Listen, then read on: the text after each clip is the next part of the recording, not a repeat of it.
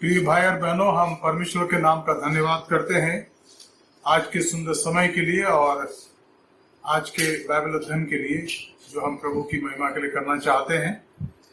आज हमारे अध्ययन का विषय होगा रोमियो उसका 6वां अध्याय, उसके 9 पद से हम देखेंगे। 9 पद से हम देखेंगे इसके 14 पद तक। Today our text for the Bible study is Romans chapter 6, 9 to 14. And we'll try to see almost about 5 things from these verses. And I hope that you will enjoy as you and I together read and study these verses.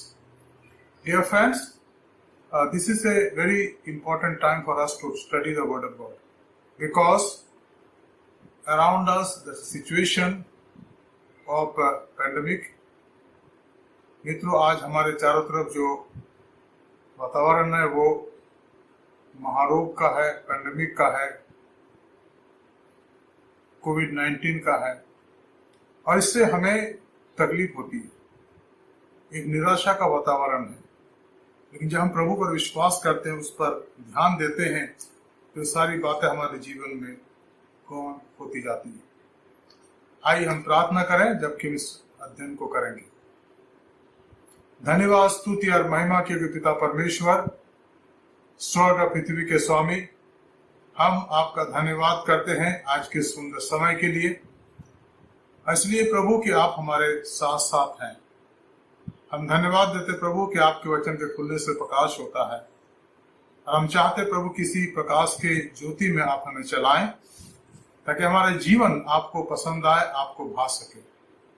हमारे अध्ययन पर आपके आशीष हो। हमारे उद्धारकर्ता प्रभु यीशु मसीह के पवित्र नाम से मांगते हैं, आमीन। मित्रों, यहाँ लिखा है, संत पौलुस कहते हैं, रोमियो उसका 6वां अध्याय उसके 9 पद से, और ये पहली बात है क्योंकि ये जानते हैं कि मसीह मरों में से जी उठकर फिर मरने का नहीं, उस पर फिर मृत्यु की प्रभुता नहीं होने की। We know that Christ will raise from the dead, will never die again. Death has no longer dominion over him. अब यहाँ प्रभु यीशु मसीह की इस बात को हमारे सामने स्पष्ट किया गया है और इसको हमें बहुत ही ध्यान से समझने की आवश्यकता है। We need to understand this very, very important teaching in our life.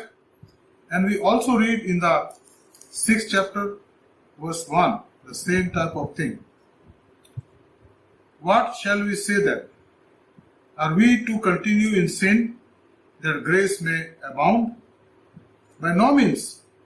How can we who died in sin to live life in it?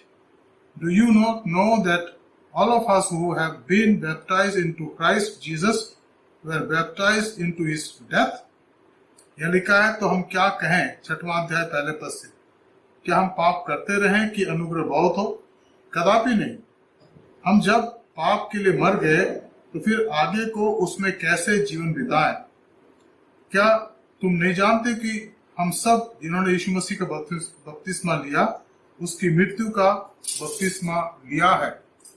अब इन पदों में जो सबसे महत्वपूर्ण बात संत पौलुस कहते हैं वो है कि हमें अपने जीवन को, जो मसीह जीवन है, कैसे आगे बढ़ाने की आवश्यकता है। निश्चित रूप से जब यीशु मसीह हमारे जीवन में आता है तो हमारे जीवन को रिफॉर्म नहीं करता कि जो अंदर की बातें तो छोड़ दो, कोई बात नहीं, बाहर बाहर रिफॉर्म हो जाओ, अच्छी बातों को पकड़ लो, पुरानी बातों को रहने दो, ऐसा नहीं। वो हमें पूरी तरीके से नहीं बनाता। When we believe in Jesus Christ, because of his blood that is shed for us on the cross of Calvary, he makes us new creation. वो हमें नई सृष्टि बनाता है और नई सृष्टि बनाने का अर्थ है कि हम अंदर से नए बन जाते हैं। परमेश्वर हमें अंदर से नया बनाता है ताकि हम उसके योग्य बने, उसकी महिमा अपने जीवन से कर सकें। इसलिए पौलुस यह कहते हैं, क्योंकि हम जानते हैं कि मसीह मरों में से जी उठकर फिर मरने का नहीं। क्या मतलब है इसका? जब यीशु मसीह को हम अपने जीवन में स्वीकार करते हैं, ग्रहण करते हैं, तो हमारे जीवन के अंदर जो पुरानी बातें हैं वो दोबारा आने नहीं चाहिए। कभी कभी आने लगती हैं, कभी कभी परीक्षाएं आने लगती हैं, और जब हम उन पर ध्यान देने लगते हैं तो जीवन में पुरानी बातें आने लगती है। लेकिन पौलुस कहते हैं पवित्र आत्मा की अगुवाई में कि हम इन सब बातों से बचने की आवश्यकता है। We need to get rid of all this things. और ये सारी बातें हम अपने आप नहीं कर सकते। Many time we are not able to overcome this by our own effort, and therefore the effort of Holy Spirit is needed. पवित्र आत्मा के चलाए चलने से ही हम जीवन प्राप्त कर सकते हैं। इसलिए जो इफिसियों की पत्री का 6वां अध्याय है उसके 10 पद से 18 पद तक आत्मिक हथियारों का बात किया है। आत्मिक हथियारों के बारे में समझाया गया। Read in Ephesians chapter 6 verses 10 to 18 about the spiritual arms. We need to gird ourselves. हमें अपने आप को उसके द्वारा सुसज्जित होने की आवश्यकता है, अपने आप को उसके द्वारा संभालने की आवश्यकता है ताकि हम प्रभु में आगे बढ़ते चले जाएं।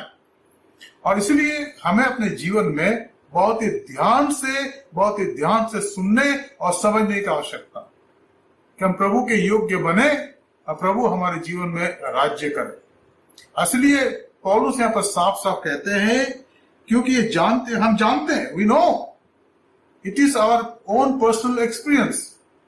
Bye experience we know that Christ has died for us. Yeshu हमारे लिए मारा गया। उसकी मृत्यु जो है वो हमारे जीवन के पापों से हमें छुटकारे के लिए, वो हमें हमारे जीवन के हाल को बदल देता है, हमारे जीवन के स्टेटस को बदल देता है। हम कहते हैं हाल और चाल में परिवर्तन आने लगता है, हम बदलने लगते हैं। पहले संसार के साथ चलते तब प्रभु के साथ चलते हैं। हाँ, लोग बहुत कुछ कर सकते हैं। लोग कभी कहते हैं भाई वो इंसान बदल भी सकता है क्या? लेकिन बदल सकता है। बदलने की अगर इच्छा है तो बदलने की मार्ग है प्रभु यीशु मसीह। वो हमें बदलता है, हमें नया जीवन देता। नया जीवन का मतलब ही है नया, सब कुछ नया हो गया, पुरानी बातें जाती रही। इसलिए 2 कुरिन्थी 5:17 में पौलुस कहते हैं कि अब जो यीशु मसीह में है वो नई सृष्टि, पुरानी बातें बीत गई, देखो सब नई होगी। अब सवाल ये उठता है कि हम नए बन गए हैं। अब प्रभु यीशु मसीह ने निकोदेमुस से बातचीत करी और उसने कहा उससे रात के समय जब निकोदेमुस उसके पास आया, यूहन्ना 3 अध्याय, तो उसने उससे क्या कहा? तुझे नए सिरे से जन्म लेने की आवश्यकता। When Nicodemus came to Christ in night, just to discuss with him about spiritual things, and Jesus straightway said, "Unless until you are born again, you cannot see the kingdom of God." जब तक तेरा नया जन्म ना हो जाए तो परमेश्वर का राज्य को देख नहीं सकता। तो यहाँ पर 3 बातें। पहली बात है पापों का पश्चाताप, प्रभु यीशु मसीह को ग्रहण करना, दूसरी बात, और तीसरी बात प्रभु के साथ चलना, तीसरी बात। ये होता है। और अगर ये हो गया है जीवन में मेरे और आपके तो हम धन्य लोग। अगर नहीं हुआ है तो इसकी आवश्यकता है। और इसीलिए जब हम प्रभु के साथ चलने लगते तो हम नए प्राणी बन जाते हैं, क्योंकि हम ये जानते हैं कि मसीह मरों में से जी उठ करके फिर मरने का नहीं, पर फिर उस मृत्यु की प्रभुता उस पर होने नहीं। मृत्यु से वो आजाद हो गया।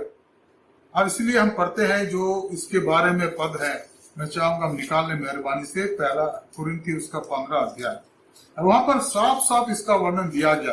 15 अध्याय देखिए क्या लिखा है। 1 कुरिन्थी 15 अध्याय उसके 50 पद से इसको साफ साफ बताया गया। क्या लिखा है? बहुत ही अच्छी बातें यहाँ पर जिसको हम पढ़ते हैं देखते हैं। क्या लिखा है? हे भाइयों, मैं ये कहता हूँ कि मांस और लहू परमेश्वर के राज्य के वारिस नहीं हो सकता, अधिकारी नहीं हो सकते, और न नाशवान अविनाशी का अधिकारी हो सकता। देखो मैं तुमसे भेद की बात कहता हूँ, हम सब नहीं सोएंगे परंतु सब बदल जाएंगे। और ये क्षण भर में पलक मारते ही अंतिम तुरी फूकते ही होगा, क्योंकि तुरी फूकी जाएगी और मुर्दे अविनाशी दशा में उठाए जाएंगे और हम बदल जाएंगे। अब यहाँ पर आगे लिखा है, क्योंकि अवश्य है कि नाशवान देह अविनाश को पहन ले और मरणहार देह अमरता को पहन ले। और जब ये नाशवान अविनाश को पहन लेगा और ये मरणहार अमरता को पहन लेगा, तो वचन जो लिखा है पूरा हो जाएगा, जय ने मृत्यु को निगल लिया। हे मृत्यु तेरी जय कहाँ रही? हे मृत्यु तेरा डंक कहाँ रहा? मृत्यु का डंक पाप है और पाप का बल व्यवस्था है, परंतु परमेश्वर का धन्यवाद है जो हमें प्रभु यीशु मसीह के द्वारा जयवंत करता है। यीशु मसीह के द्वारा जयवंत। किस बात में जयवंत? पाप पर जयवंत। हमारे जीवन की जो अवस्था थी यीशु मसीह में आने से पहले, वो अब नहीं होने की आवश्यकता। क्यों? क्योंकि उसने हमें नया जीवन दे दिया, हम नए प्राणी बन गए। दूसरी बात यह है, 10 पद में पाया जाता है, रोमियो 6:10 में लिखा है, क्योंकि वो जो मर गया वह तो पाप के लिए एक ही बार मर गया, परंतु जो जीवित है तो मसीह परमेश्वर के लिए जीवित है। ऐसे ही तुम भी अपने आप को पाप के लिए मरा, परंतु परमेश्वर के लिए यीशु मसीह में जीवित समझो। अब यहां पर इस तथ्य को हमें देखने और समझने की आवश्यकता, इसको अच्छे से समझने की आवश्यकता। परमेश्वर क्या कहता है, क्या कहता है? अगर हम इसी को देखें, इसी अध्याय के 6वां अध्याय के इसके 15 और 16 पद में लिखा है, तो क्या हुआ? क्या हम इसलिए पाप करें कि हम व्यवस्था के अधीन नहीं वरन अनुग्रह के अधीन है? कदापि नहीं। क्या तुम नहीं जानते कि जिसकी आज्ञा मानने के लिए तुम अपने आप को दूसरों के समान सौंप देते उसी के दास हो, चाहे पाप के, चाहे जिसका अंत मृत्यु है, चाहे आज्ञाकारिता के, और जिसका अंत धार्मिकता है। Now it is very clear here, chapter 6, verse 15-16.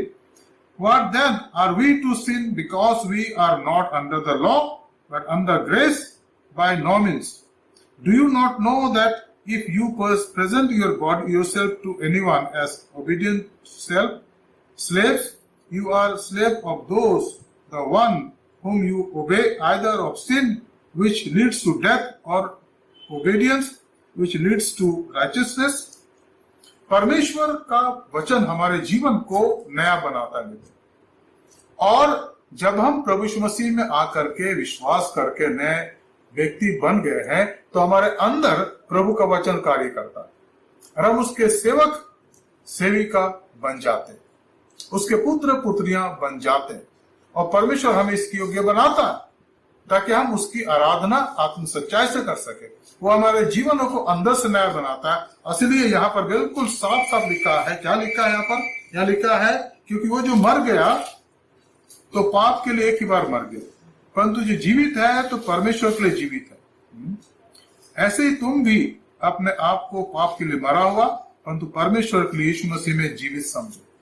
प्रभु यीशु मसीह में जीवित होने का मतलब है हम प्रभु के योग्य बनना चाहते, उसके साथ चलना चाहते हैं, ताकि प्रभु हमें नए जीवन में आगे बढ़ाए, हमें चलाए। और इसलिए नया जीवन कहा गया। That is why we call a life in Christ is a new life. All things have passed away, everything has become new. हम प्रभु में नए व्यक्ति बन गए, और ये जो नया व्यक्तित्व है ये अंदर से आता है, बाहर से नहीं आता। इसलिए यिर्मयाह के 17 अध्याय के 9 और 10 पद में लिखा है कि मन को कौन समझ करता है? मन को परमेश्वर समझ सकता है। जब वो मन को बदलता है तो बाहरी रूप में भी परिवर्तन आ जाना चाहिए। फिर जो हमारे अंदर लालच है, जो व्यभिचार की भावना है, जो संसार की चीजें है, वो हमारे जीवन से समाप्त होनी चाहिए, खत्म होनी चाहिए। उस पर हम गौर नहीं करते, ध्यान नहीं देते। प्रभु में हम नए बनते जाते हैं, और प्रभु ऐसा जीवन चाहता है और इससे वो प्रसन्न होता है, हमारे जीवन को शुद्ध करता है, पवित्र करता है, ताकि हम प्रभु के योग्य चाल चल सके और प्रभु की महिमा करने वाले बन सके। अब हम तीसरी बात को देखते हैं, जहां पर यह पाते हैं उसके 6वां अध्याय उसके 12 पद से लिखा है, इसलिए पाप तुम्हारे नाश्वर शरीर की में राज्य ना करे कि तुम उसकी लालसाओं के अधीन रहो। अब यहाँ पर एक और मुख्य बात है कि जब हम यीशु मसीह पर विश्वास करके उसमें चलने लगते हैं, तो वो चाहता कि हमारे जीवन में पाप राज्य ना करे, so that sin may not reign over us.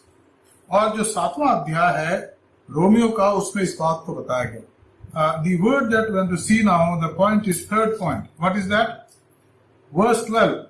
Let not sin therefore reign in your mortal body to make you obey its passions. अब यहाँ पर साफ साफ लिखा है कि परमेश्वर चाहता है कि हमारे हृदय में पाप राज्य ना करे। अगर आप 7वां अध्याय को देखें, उसके पहले पद को देखें या 13 पद का 24 पद को देखें, तो यहाँ पर इसका वर्णन भी किया गया है। लिखा है 7वां अध्याय पहला पद, हे भाइयों, क्या तुम नहीं जानते कि मैं व्यवस्था के जानने वालों से कहता हूं, जब तक मनुष्य जीवित रहता है तब तक उस व्यवस्था की प्रभुता रहती है। और फिर 13 पद में लिखा है, तो क्या वो जो अच्छी थी मेरे लिए मृत्यु ठहरी? कदापि नहीं, परंतु पाप उस अच्छी वस्तु के द्वारा मेरे लिए मृत्यु का उत्पन्न करने वाला हुआ कि उसका पाप प्रकट होना प्रकट हो। और आज्ञा के द्वारा पाप बहुत ही पापमय ठहरे। और आगे 24 पद में लिखा है, यहाँ पर 24 पद में लिखा है कि मैं कैसा भाग्य मनुष्य हूँ, मुझे इस मृत्यु की देह से कौन छुड़ाएगा। अब प्रभु यीशु मसीह पर विश्वास करने के बाद हम इस पापमयता से छुड़ाए जाते हैं, पाप की देह से छुड़ाए जाते हैं। अब इस बात को हमें जानने की आवश्यकता है, पाप कहां से आया। उस समय आया जब हमारे आदि माता पिता ने परमेश्वर की आज्ञा का उल्लंघन करके पाप किया। और आप इस कहानी को जानते हैं जो उत्पत्ति पुस्तक में लिखा है। We know the origin of sin. From where it came from their disobedience. When they disobeyed God, it came. And God made us righteous because of Jesus Christ. Because of His blood, we have been made righteous. परमेश्वर हमें धर्मी बनाता है यीशु मसीह के आज्ञा पालन के कारण और उसकी क्रूस पर मृत्यु के कारण। इसलिए वो कहता है, पौलुस कहता है 7वें अध्याय में कि पाप हम पर राज्य ना करे। Let not sin reign over us. पाप हमारे जीवन में राज्य ना करे, ताकि हम प्रभु में बढ़ते चले जाएं और प्रभु की महिमा कर सकें। इस बात को हमें जानने और समझने की आवश्यकता है। ये जो तीसरी बात है, इसके अर्थ में बहुत सारी बातें हैं, लेकिन हमें इतना जानना है कि इस नाश्वर शरीर में जो मॉर्टल बॉडी है, उसमें पाप की बातें और अभिलाषाएं उसको ना चलाएं, हम उसके अधीन ना रहे। और जीवन में ये बहुत ही महत्वपूर्ण तथ्य है कि हम इस बात को जानते हैं। परमेश्वर हमें इन बातों को समझाना चाहता है, बताना चाहता है, और वो चाहता है कि हम इन बातों को जाने और प्रभु में आगे बढ़ते चले जाएं। चौथी बात यहाँ है, 13 पद में लिखा है, और ना अपने अंगों को अधर्म का हथियार होने के लिए पाप को सौंपो, पर अपने आप को मरे में से जी उठा हुआ जानकर परमेश्वर को सौंपो, और अपने अंगों को धर्म के हथियार होने के लिए परमेश्वर को सौंपो। What is here? It is very important here, 13 verse. Do not present your members to sin as instrument for unrighteousness, but present yourself to God as those who have been brought from death to life, and your members to God as instrument for righteousness. परमेश्वर के धार्मिकता के अनुसार बढ़ना, हमारे शरीर के जो अंग है उनमें पाप राज्य ना करे। और इसका वर्णन गलतियों के पत्र के 5वें अध्याय में किया गया साफ साफ कि हम अपने जीवन से उन बातों को अलग करें जिनका संबंध पाप से है। और वह कई बातों का वर्णन है जिसको शरीर के फल कहा गया, शरीर के फल कहा गया। उससे बचने की आवश्यकता। परमेश्वर अपने आत्मा के द्वारा हमें नया बनाता है, नया व्यक्ति बनाता है कि हम उन बातों से बचे रहें जिनका संबंध सांसारिकता से है या भौतिकता से। मैं उन पदों को पढ़ना चाहूंगा आपके सामने। गलतियों उसका 5वां अध्याय, जहां पर इसका वर्णन साफ साफ किया गया है। गलतियों उसका 5वां अध्याय, और जहां लिखा है, क्या लिखा है या देखिए 13 पद से आगे लिखा, या मैं पढ़ूंगा 16 पद से। गलतियों 5 अध्याय 16 पद से, पर मैं कहता हूं आत्मा अनुसार चलो तो तुम शरीर की लालसा किसी रीति से पूरी ना करोगे, क्योंकि शरीर आत्मा के विरोध में और आत्मा शरीर के विरोध में लालसा करता है और एक दूसरे के विरोधी है, इसलिए कि जो तुम करना चाहते हो वह ना करने पाओ। यदि तुम आत्मा के चलाए चलते हो तो व्यवस्था का अधीन ना रहे। शरीर के काम तो प्रकट है, अतः व्यभिचार, गंदे काम, लुचपन, मूर्ति पूजा, टोना, बैरभाव, झगड़ा, ईर्ष्या, क्रोध, विरोध, फूट और विधम, डाहा, मतवालापन, लीला कीड़ा और इनके जैसे और काम है। इनके विषय में मैं तुमसे पहले कह देता हूं कि जैसा पहले भी कह चुका हूं कि ऐसे ऐसे काम करने वाले परमेश्वर के राज्य के वारिस ना होंगे। परमेश्वर यहाँ पर स्पष्ट रूप से बताता है कि हम उसके राज्य के वारिस हैं, इसलिए उसने हमें चुना है ताकि हम इन बातों से बचे रहे, प्रभु में बढ़ते चले जाएं। God has called us to be imitators of Him, so that we keep ourselves away from all these things and walk with Him day by day.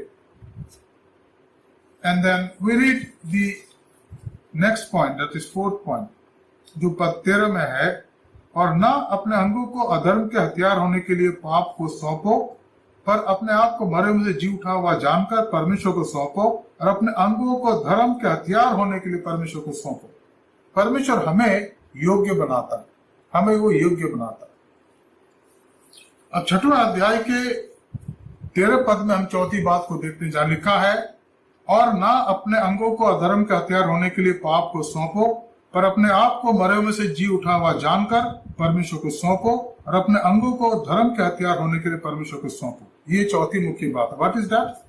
13 verse, do not present your members to sin as instrument for unrighteousness, but present yourself to God as those who have been brought from death to life, and your members to God as instrument for righteousness. परमेश्वर हमारे जीवन को अंदर से शुद्ध करता, पवित्र करता है, ताकि हम उसके योग्य बन जाए, उसकी महिमा कर सके, और परमेश्वर हम पर अनुग्रह करे कि हम ऐसे व्यक्ति बने, अंदर से शुद्ध होना, अंदर से पवित्र रहना। आखिरी बात जो है वो पाया जाता है 5वां पद, 14 पद, 5वीं बात, तब तुम पाप की प्रभुता तुम पर ना होगी, क्योंकि तुम व्यवस्था के अधीन नहीं रहे वरन अनुग्रह के अधीन। What is that? यहाँ लिखा है, we read here in 14th verse, for sin will have no dominion over you, since you are not under law but under grace. We are under grace. और इस ग्रेस को, अनुग्रह को हमें समझने की आवश्यकता है, और उसका मतलब है परमेश्वर का अनमेरिटेड फेवर। परमेश्वर जो हम पर अनुग्रह करता है, ये उसकी दया, उसकी कृपा है। हम में से जितने प्रभु के लोग अपने आप को कहते हैं, जिनको प्रभु ने अपने परिवार में शामिल करा है, जिसे मैंने पहले का वचन लिखा कि हम अपने कर्मों के आधार पर नहीं है। We are not called righteous people because of our own works, but we are called righteous because of His eternal grace. उसका अनुग्रह हम पर बना रहता है, और उसी अनुग्रह के द्वारा हम प्रभु के परिवार के लोग बन जाते हैं। मित्रों, प्रभु ने हमें अनुग्रह करा के आज हम अध्ययन कर सकें। हालांकि संक्षिप्त अध्ययन था, लेकिन इससे प्रभु ने हमसे बातचीत करें, हम प्रभु का धन्यवाद करते हैं। लेट अस प्रे नाउ, आइए हम प्रार्थना करें। धन्यवाद, स्तुति और महिमा के एक पिता परमेश्वर, हम आपको धन्यवाद देते प्रभु आपके वचन के लिए, जिसके द्वारा आपने हमसे बातचीत करी है। हमारी प्रार्थना प्रभु कि हम वचन के गहराई को जाने, आपके अनुग्रह को जाने, ताकि आप में बढ़ते हुए आपकी महिमा, स्तुति और बड़ाई कर सके। कि प्रभु जो कुछ हमने सीखा, पढ़ा, उस पर आपके आशीष हो, ताकि हम सचमुच में आपके वचन के आधार पर चलने वाले बने और आपको महिमा देने वाले बने। हमारी सहायता करे, हमारी अगुवाई करे, हमें संभाले, हमें शुद्ध करे। जो वचन का बीज प्रभु आज हमारे हृदय के खेत में बोया गया, व्यर्थ ना जाए प्रभु, पर आपका आत्मा उसको सींचे, ताकि उसमें से फल उत्पन्न हो, 100 गुना, 60 गुना और 30 गुना। हमारे उद्धारकर्ता प्रभु यीशु मसीह के पवित्र नाम से मांगते हैं, आमीन। Dear friends, I have just few announcements that this Bible study will continue every Tuesday, every Thursday, every Saturday. ये बाइबल स्टडी हमेशा चलती रहेगी, इस हफ्ते और अगले हफ्ते और अगले दिनों में भी। और दिन है मंगलवार, गुरुवार और शनिवार शाम को 7:30 बजे हम शुरू करते हैं। दूसरी बात, हमारी जो रविवार आराधना, उसका समय है सुबह 10 बजे। पर बाइबल स्टडी और आराधना दोनों प्री रिकॉर्डेड है, इसलिए आप इसको देख सकते हैं अपने समय में। लेकिन आराधना का समय है रविवार को सुबह 10 बजे। मित्रों, इन दिनों में हमारे आसपास बहुत से लोग हैं जिनको कोविड-19 की बीमारी हो रही है, तकलीफ हो रही, अब आंख की प्रॉब्लम हो रही, फंगस हो रहा है। तो हम बच के रहें, सावधान रहें कि प्रभु हमें सुरक्षित रखे और हम उसमें बढ़ते चले जाएं। एक दूसरे के लिए प्रार्थना करते रहें। आइए हम प्रार्थना करें और प्रभु का आशीष ग्रहण करें। धन्यवाद, स्तुति और महिमा के पिता परमेश्वर, हम आपका धन्यवाद करते प्रभु आपके वचन के लिए जो भी हमने पढ़ा। और हमारी प्रार्थना प्रभु के हम उसमें बढ़ते चले जाए, ताकि हमारा जीवन, हमारी गवाही आपको पसंद आए। हमारे धन्यवाद को स्वीकार करें, हमें शुद्ध करें, हमें पवित्र करें। कलीसिया के एक एक जन पर, एक एक परिवार पर आपकी आशीष हो। हमारे उद्धारकर्ता प्रभु यीशु मसीह के पवित्र नाम से मांगते हैं, आमीन। आइए हम आशीष वचन में अब हमारे खुदा यीशु मसीह का फजल, खुदा बाप की मोहब्बत, रूह कुदूस की हिफाजत इशरात हमें सारे के साथ इस समय और हमेशा तक होती रहेगी, आमीन। सबको जय मसीह की। यीशु ही प्रभु है।